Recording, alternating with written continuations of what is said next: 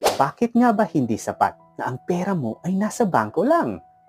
Kung ang pera mo kasi ay nasa bahay mo lang, nasa alkansya mo lang, nasa wallet mo lang, or nasa bangko mo lang, which gives an average of 0.015% interest a year, over time, lumiliit ang value ng iyong pera.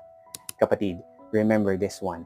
We want to save money so that we can achieve our financial goals, or as simple as gusto nating makamit lahat ng ating mga pangarap. And we won't be able to do that if paliit ng paliit ang value ng ating pera.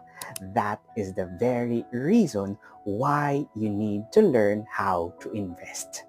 Kapatid, the best companies here in the Philippines, katulad nila Jollibee, Ayala, BDO, and many others, gives an average of at least 12% interest every year if you invest for the long term.